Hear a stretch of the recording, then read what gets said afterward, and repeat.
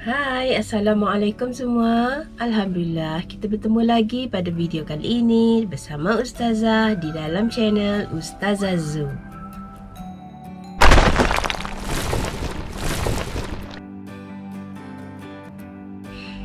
Apa khabar murid-murid semua?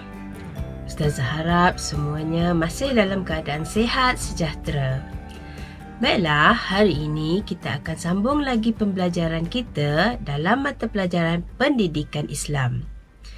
Tajuk yang akan kita belajar pada hari ini ialah Perkembangan Islam selepas pembukaan Mekah, bidang sirah untuk tahun 6. Murid-murid juga boleh merujuk buku teks Pendidikan Islam tahun 6 di muka surat 149 sehingga 153.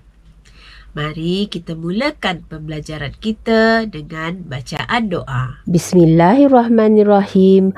Allahumma ftah alaina hikmataka wanshur alaina min khazaini rahmatika ya arhamar rahimin. Murid-murid, untuk pembelajaran hari ini, apa yang murid-murid perlu dapat ialah yang pertama, dapat menerangkan strategi dakwah Rasulullah sallallahu alaihi wasallam selepas pembukaan kota Mekah. Yang kedua, dapat menjelaskan cabaran yang dihadapi Rasulullah sallallahu alaihi wasallam dalam menyampaikan dakwah. Yang ketiga, dapat menganalisis kesan dakwah Rasulullah sallallahu alaihi wasallam selepas pembukaan kota Mekah. Dan yang keempat, dapat merumus dan mengaplikasikan iktibar daripada perkembangan Islam pada zaman Rasulullah sallallahu alaihi wasallam selepas pembukaan kota Mekah dalam kehidupan harian. Murid-murid, mari kita perhatikan perkembangan Islam di dunia melalui peta ini.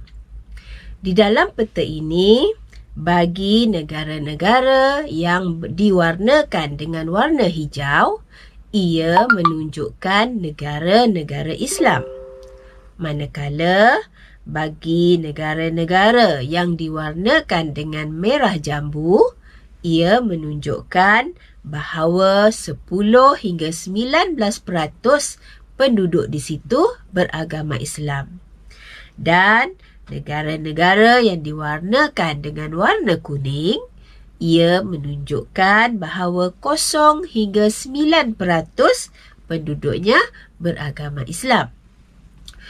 Baiklah murid-murid, adakah murid-murid tahu bagaimana Islam berkembang ke seluruh dunia pada masa sekarang?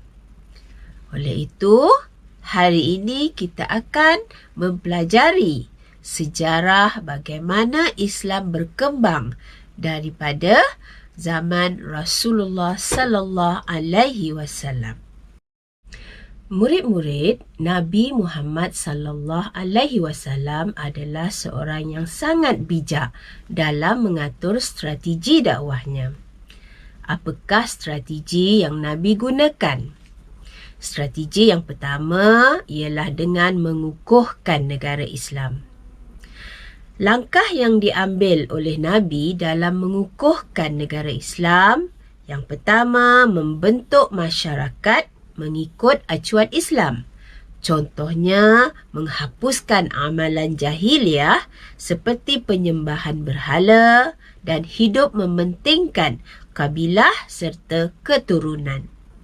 Nabi juga melengkapkan kaum muslimin dengan ilmu agama dan menekankan amalan tidak mensyirikkan Allah, taat kepada Nabi, mengukuhkan persaudaraan Islam dan menjauhi larangan seperti membunuh dan berzina.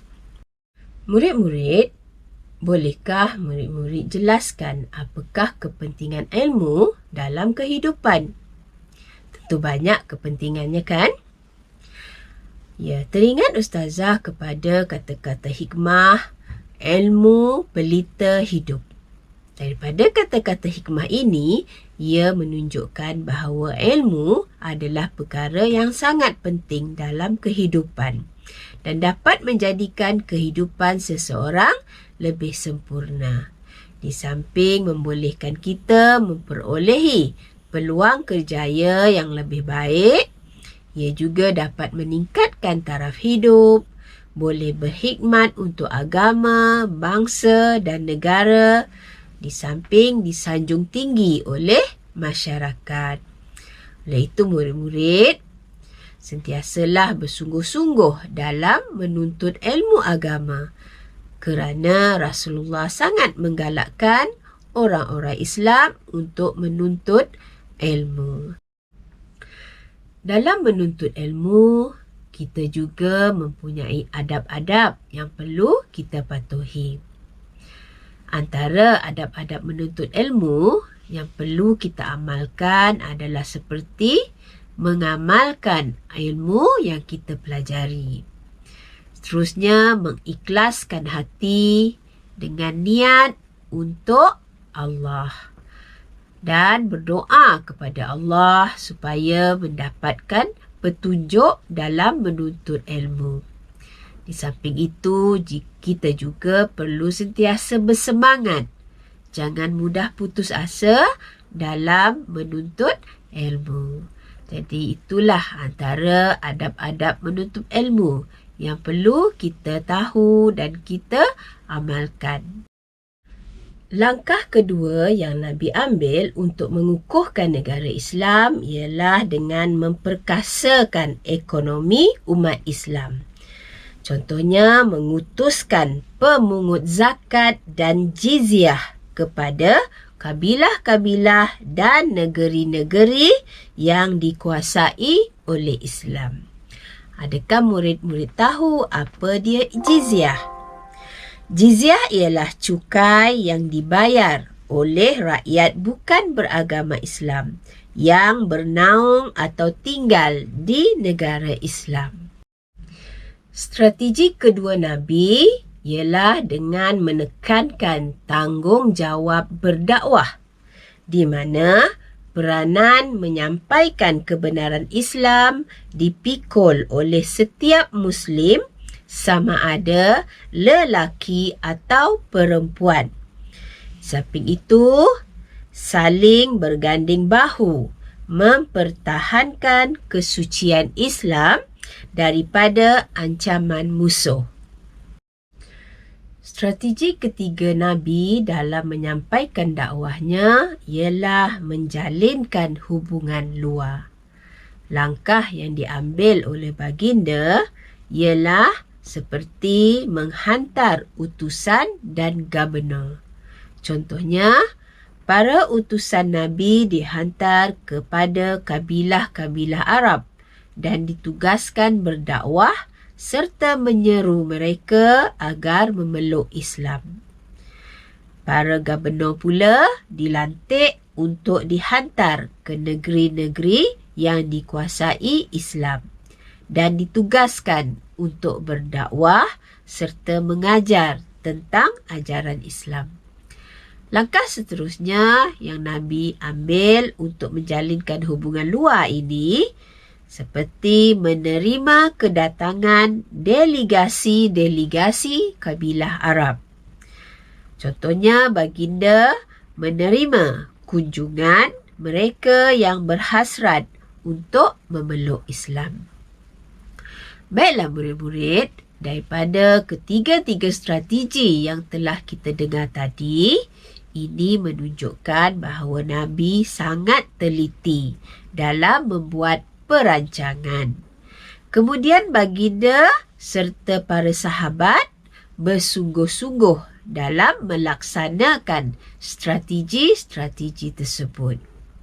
Oleh itu murid-murid, sebagai seorang umat Islam, kita hendaklah mengikut sikap Nabi ini yang bijak dalam mengatur strategi dan bersungguh-sungguh dalam melaksanakan strategi-strategi yang dirancang. Baiklah murid-murid, apakah kesan kepada perkembangan Islam daripada dakwah Rasulullah ini?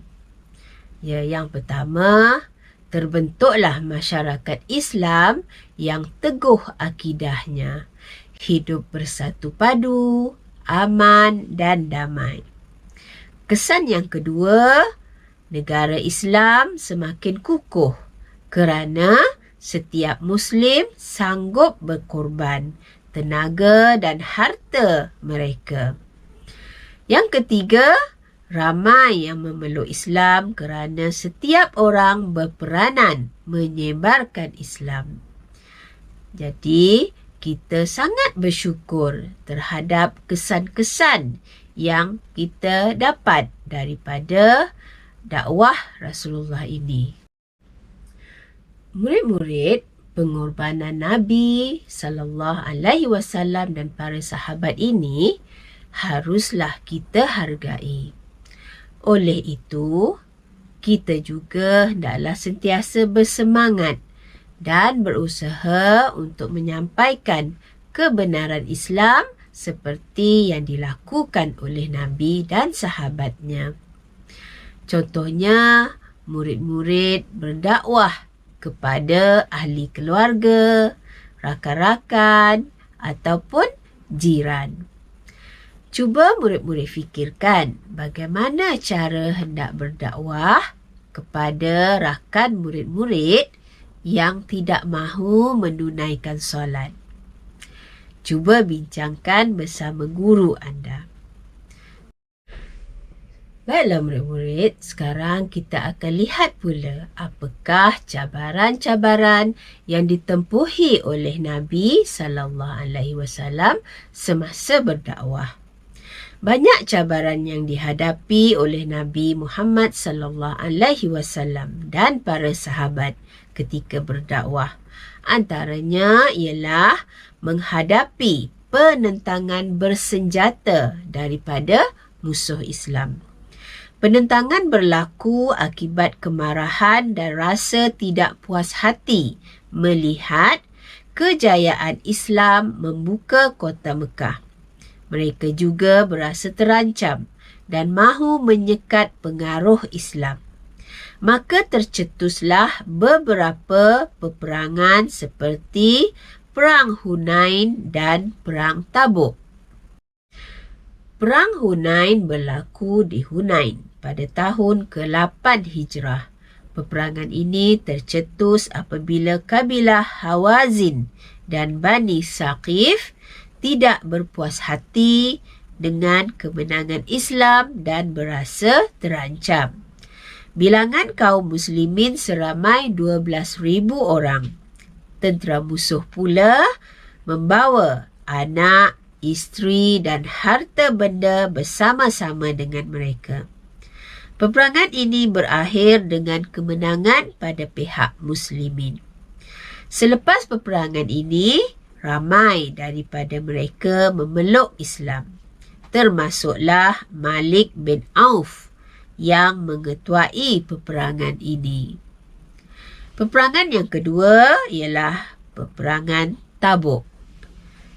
Perang Tabuk berlaku di Tabuk pada tahun ke-9 Hijrah. Peperangan ini tercetus apabila kerajaan Rom berasa terancam dan mahu menyekat pengaruh Islam yang semakin meluas.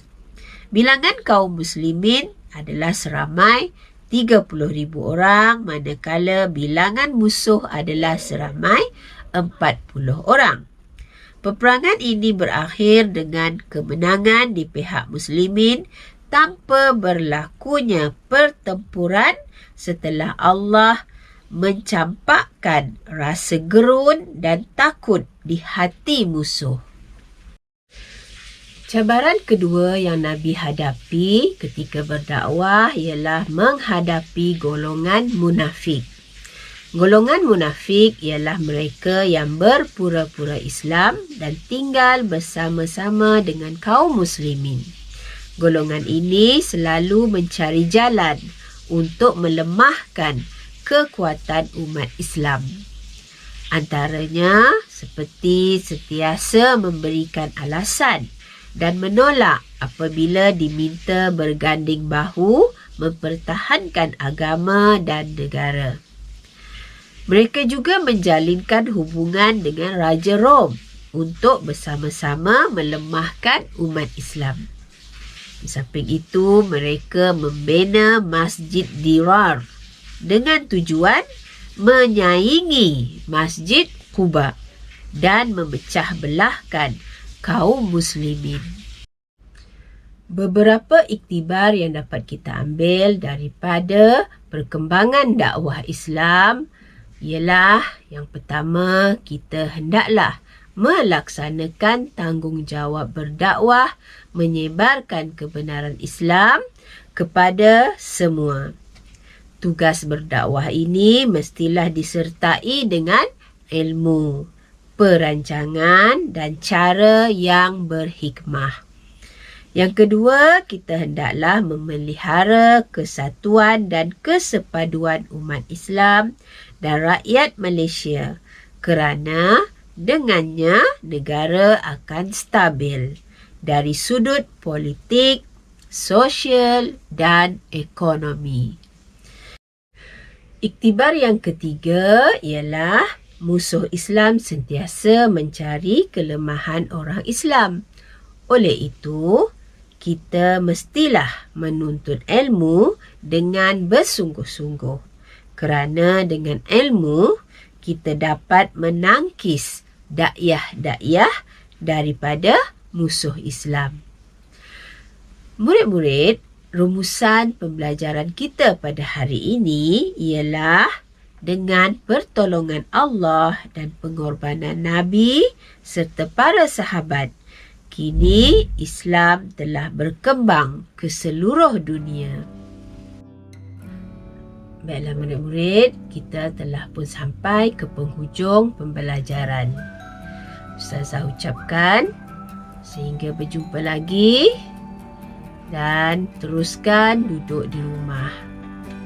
Jangan lupa untuk like, komen, share dan subscribe channel ini.